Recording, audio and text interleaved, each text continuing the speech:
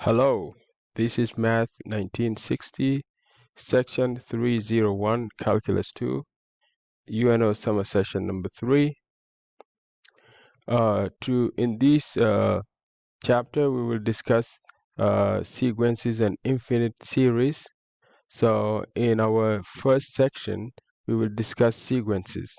So the first thing we're going to learn in this lecture on how to write several terms of a sequence, to write the nth terms of the sequence which we will use as the formula for the sequence. We will examine whether a sequence converges or diverges. We will use the squeeze theorem to examine whether a sequence converges or diverges, and then we will determine using other methods how a sequence diverges or converges. So what is a sequence? A sequence is similar to a function.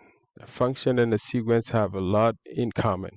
So for instance, consider a function f of x equals to 1 over x, and here we say x is greater than 0. So then this function, if we graph it, it's going to look something like this. Okay, is undefined as 0, so it looks like this. So now if we just consider a all positive numbers, so then we're going to get 1 and 1, 1 and 1/2, 1 and 1/3, and so forth. This is a sequence. This is a sequence here, and the sequence and the function has a lot in common, except that the domain of this sequence, it's all positive numbers, such as 1, 2, 3, and then the domain of this here is all the numbers, or all the integers, or all the numbers that are greater than 0. Okay, one of them could be 1/2, could be 1/3, anything. So here the input is bigger, is larger, but the input here is only like positive numbers. Okay, and the output of this sequence here would be real numbers. Okay, would be real numbers. Here the input here would be positive real numbers, the input, and the output would also be positive real numbers. Okay, at this point, a function or a sequence, we use notation like this to actually define or to name a sequence. So we usually use S of n, and then we put the limits. Like we say that it starts from 1 to infinity. And then, this is for naming. We put the same limits here at the notation, which 1 over n. This is the nth term of the sequence, the nth term of the sequence. Or we can use this notation without the limits. Or we can just use simply S of n is equal to 1 over n. This is known as the nth term of the sequence. Nth term of the sequence is always the same as the formula that defined the sequence. Okay, we write here we want to write the first 3 terms of the sequence. So this sequence here starts from n equal to 1 up to infinity. So to find b's of 1, so everywhere I have n, I'm going to substitute n for 1. So I'm going to have 1 over 3 times 1 minus 2. And that is going to be equal to 1. B's of 2 be equal to 1 over 3 times 2 minus 2. Then I have 1 over 6 minus 2. It's going to be 1/4.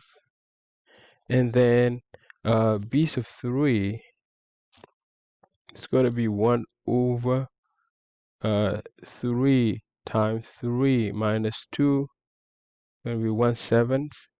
So these are the 3 terms required of me for this sequence. So we evaluate, or we come up with 3 sequences, 3 terms of this sequence.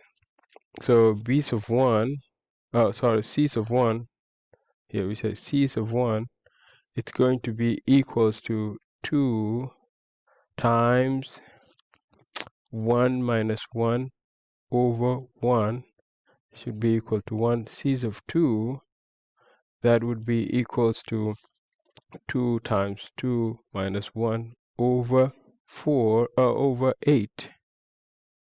So that would be equals to 3 over 8. 3 over 8. And then C's of 3, that is going to be equals to 6 minus 1 over 27. It's going to be 5 over 27.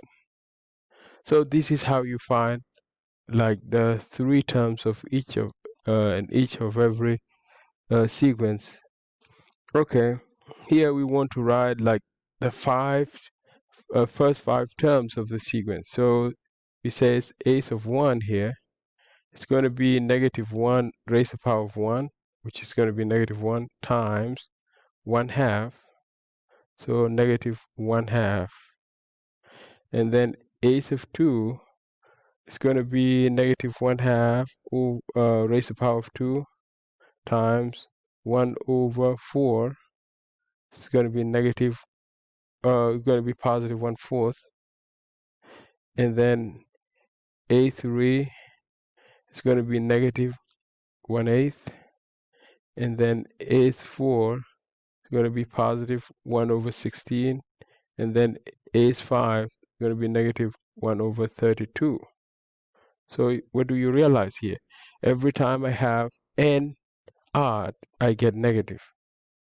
Okay, every time I have n is even, I get positive. Okay, I'm going to get positive. Like here is positive, here 1 over 16, here -1 over 32. Okay, so to find the nth term of each of the following sequences. So the sequences are here. So here just seeing the pattern. So here is e raised to the power of 1 over 1, and here e raised to the power of 2 over 2, e raised to the power of 3 over 3. That means ace of n is going to be e raised to the power of n over n. Here I have 1, so I have 1 over 1, 1 over 3, 1 over 9, 1 over 27. So what do you realize here? At 2 here I have 1 over 3. That means this is raised to the power of n minus 1, right? That's why I say base of n is equal to 1 over 3 and raised to the power of n minus 1.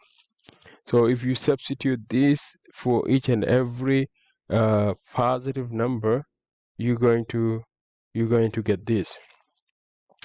Okay, and then C's of n here is equal to n squared. That means all positive numbers square. We just square the numbers and we get this. And some of these, sometimes they may give you a sequence like this, and it would be hard to find like the nth term or to find the formula. Sometimes it's hard, but for these sequences here, it's fairly easy. You know, you can just like compare between the nth and the sequence, and you can easily like figure that out. Sometimes it's hard. So here show that the limit of c as n goes to infinity equal to c. So here I have this sequence here.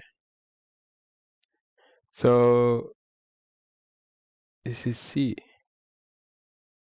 So here is this is my Y and this is my X, and then I'm just considering here 1, 2, 3, 4, and so forth. So as you know here that this function is giving me a constant equal to C every time. That means the limit of this function is equal to C, just graphically. And if I have a a function or a sequence that is giving me, okay, so that mean here when I plug in 1, the output is 1. When I plug in 2, the output is 1/2, 1/3, 1/4, 1/5, and so forth. So that mean when I plug in a big number, so my output would be closer to 0. That's why my limit goes to 0. My limit here goes to 0. So the theorem property of conversion, every formula you can use in limits, you can also use in for this limit for functions have this. Like if I'm finding a limit of a function that is multiplied with the constant, I can pull out the constant and evaluate the limit of that function. This is also true with sequences. So if I have two sequences and both of them have limit, I can either sum the two sequences together and find their limit, or find the limit individually for each and every sequence. Okay, and then if I have two sequences multiplied together, I can either find the limit of the first one, then multiply it with the limit of the second one, or multiply them together first, and then second find the limit. And this is also the quotient rule apply here, and the power property rule apply here. So if I have a sequence, I want to find, it's raised to a certain power, I want to find the limit. I can either find the limit of that sequence before I raise it to the power, or I can raise it to power first and then find its limit.